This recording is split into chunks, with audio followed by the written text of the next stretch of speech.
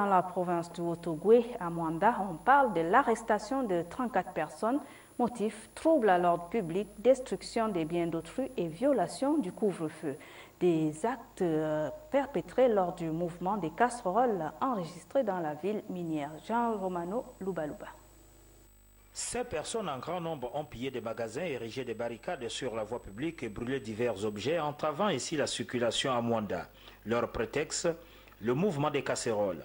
À l'issue des interventions des forces de sécurité et de défense, pas de perte en vie humaine, mais...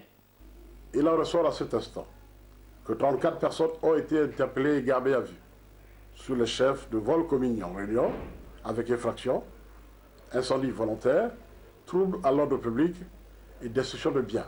Ces faits sont prévenus et punis par les articles 292, 296, 331, 335 et 74 du Code pénal. Sur les 34 personnes déférées, 31 personnes ont été poursuivies et 3 procédures classées sans suite.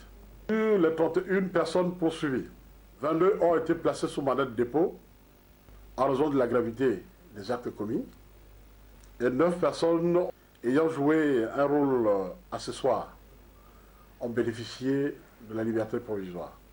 Dans le Haut-Ogooué, seule la ville de Mwanda a été touchée par ce mouvement de casseroles qui a enregistré des dégâts importants au niveau des quartiers Le Colo, Rio, Carrefour des Douanes, la gare routière et l'Oasis où des magasins ont été vandalisés. Nous rappelons aux parents de maintenir leur progéniture à la maison, de respecter les mesures barrières, car ne l'oublions pas, il s'agit avant tout d'une question de santé publique. En rappel, ce mouvement a été initié pour une manifestation pacifique, malheureusement transformée en vandalisme par